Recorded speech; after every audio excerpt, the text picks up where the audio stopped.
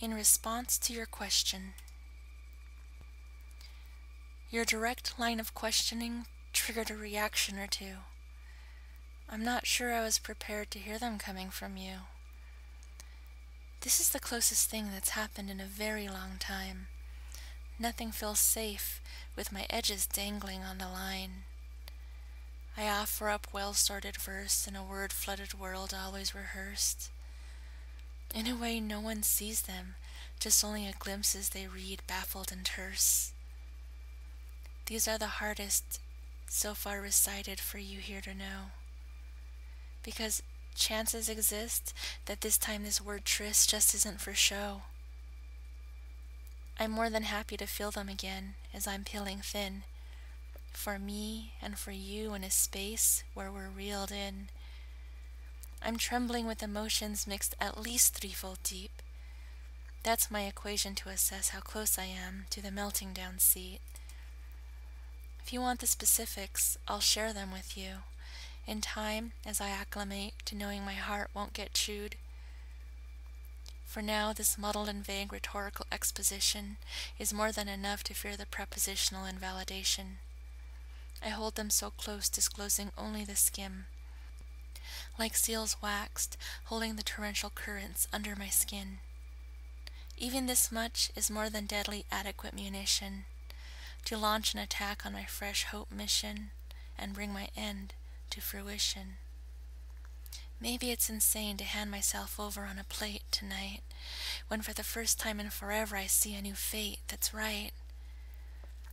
I guess it's a reflection of the desire I naively hold dear, that somewhere in existence somebody will know me clear. In time immemorial I thought I got close, but they always quickly vanished, leaving me and my ghost. It's easy to question the experience of my pain when you don't see the depths of the dysfunction in my brain. The question you asked brought it back with crystalline translucence. Fueling my dread, you'll be the one to finally shatter my only faith's pretense. You know very well that you likely have me beat. I could never presume to know the tragedy felled at your feet. This is all just a trifle, and that's my great shame, because my life's endless mindfuck reads like simply a game.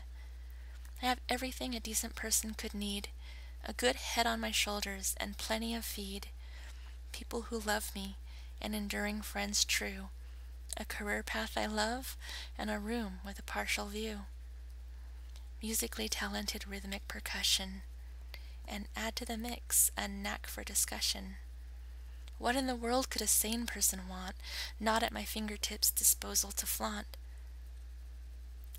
It's not the first time I've been asked to defend the long years of suffering and having to pretend.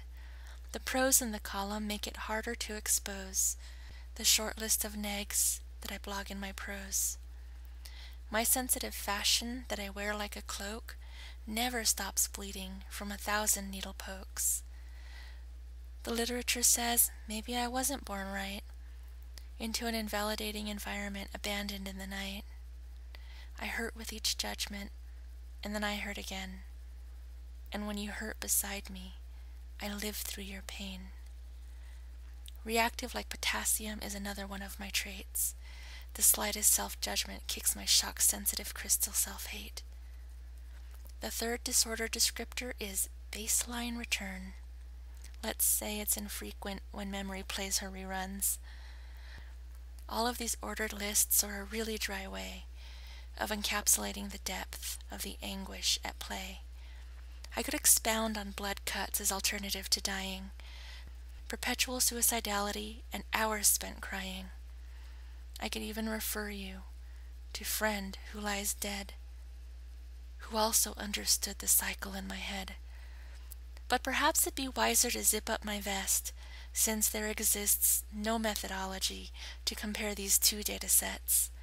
What it boils down to is an uncomfortable 12 inches, playing in the background the content of this missive, worthless and stupid and failure and wrong. You don't belong here, and I wish you were gone. I know that the out there isn't that bad, so they say, But in under my skin, it's never-ending, languishing, insane. I'm not trying to be a poetically dark mistress, or a tortured soul on display with artistic ambitions. People assume that I'm okay and I just want attention. You know, that's exactly it. Just haven't found one capable of comprehension. Turns out relief didn't necessitate being fully known. What I was seeking didn't break the chain holding me down. It found me on a campus, ravaged by hate, next to a fire on nights stayed up late.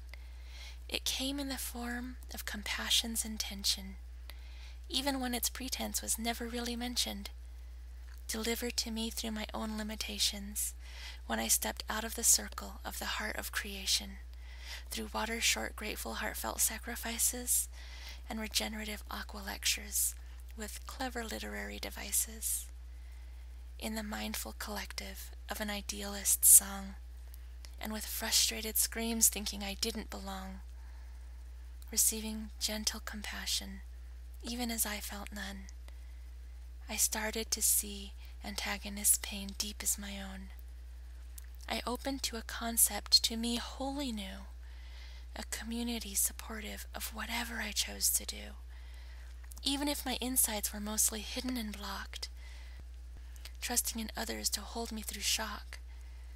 Never give up is a mantra engraved in my being, and I hold to it now more than ever after seeing. I hung on one more time despite my fears of rejection, realizing my own flaw of limited perception. This may all seem quite childish and a bit elementary, but this is my life in a box, and the greatest discovery this century.